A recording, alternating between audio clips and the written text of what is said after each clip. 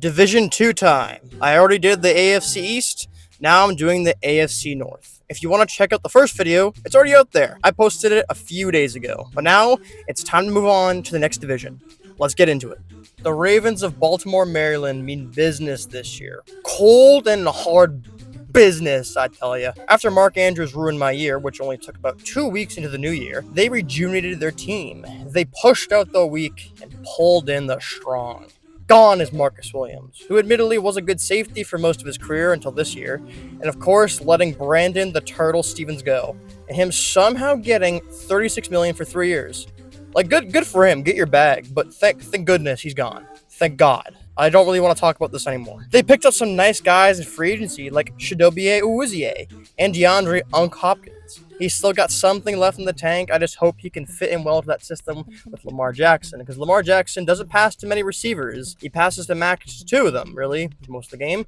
So if he's comfortable being a third-string receiver who gets occasional passes from a deep ball, it'll work out great. But if he doesn't like that, it would go horribly. Now, let's be real. Let's be all right. Derrick Henry and Lamar Jackson. I don't know how much longer Derrick Henry is going to play this good. I just need them to do this until they get a ring. All right, because I don't want to waste Lamar Jackson, Derrick Henry's historic run last year and a possible historic run this year with just a wasteful playoff losses to the Chiefs or the Bills. I don't want to see that tandem wasted, so they got to lock in this year. And hopefully they don't get injured. Either way, it's hard to win a goddamn Super Bowl. Everyone knows this, but I don't want to see that tandem wasted for nothing, you guys. They nabbed Malachi Starks, who will be an absolute star beside Kyle Hamilton. I cannot wait for that tandem.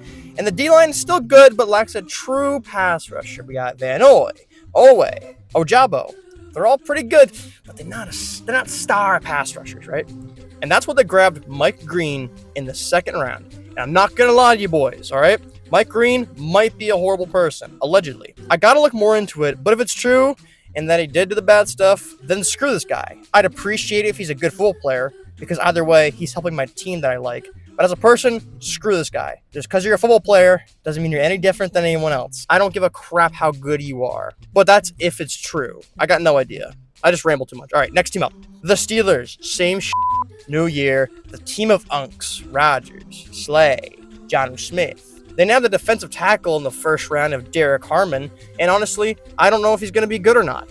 Is he going to be all right? Probably fine, considering he's on the line with Highsmith, Watt, and Cameron Hayward. Maybe Cameron Hayward can teach him a few nasty tricks up his dirty sleeves and get him to go and be a great player. They also nabbed Caleb Johnson in the third round.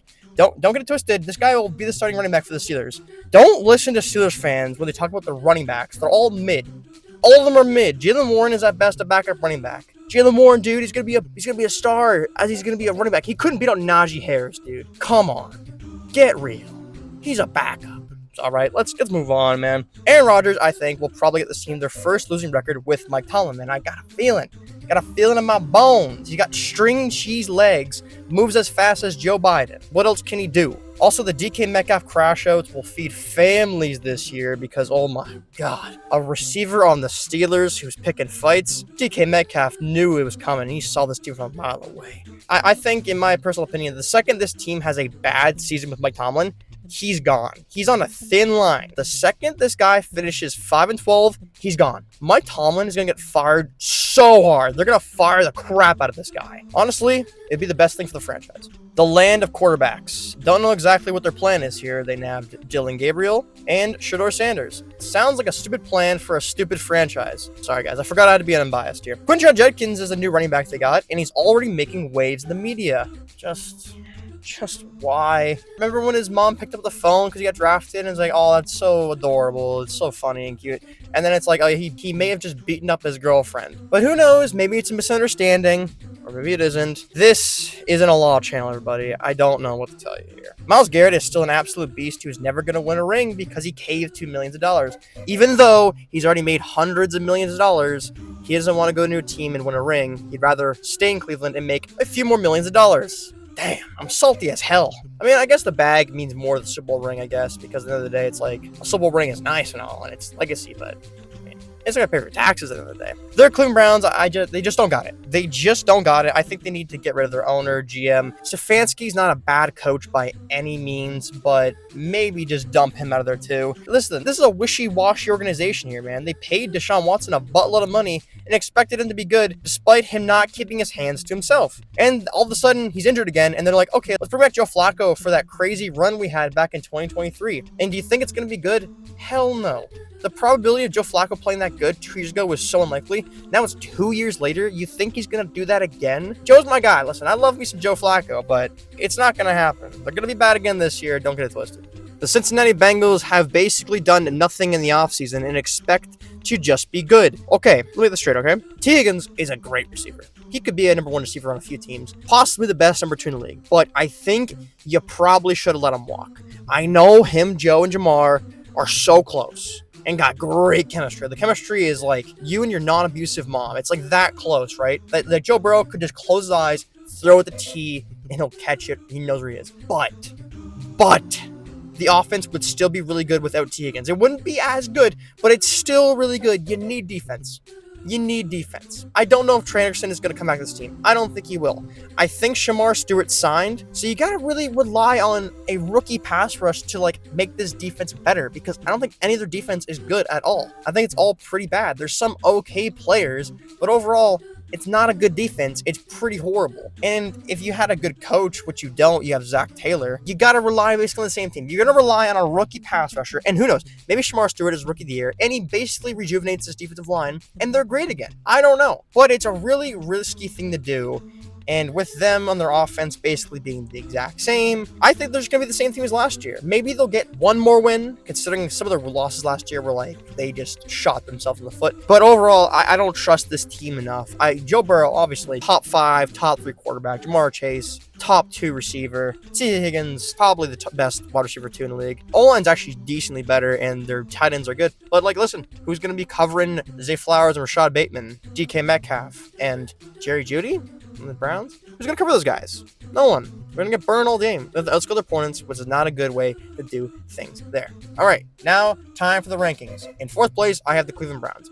I don't need to explain myself too much. Their team is literally rebuilding, and they've done some nice things. They've gotten some good draft picks. But again, it's you got Joe Flacco, Kenny Pickett, Shedeur Sanders, Dylan Gabriel as your quarterbacks. They're not taking you to the playoffs. At best, I could see them winning 7-8 games at the bare minimum best. But I think they're going to be the same team as last year. Probably get 4 or 5 wins, finish last, get a good draft pick, and try again next year.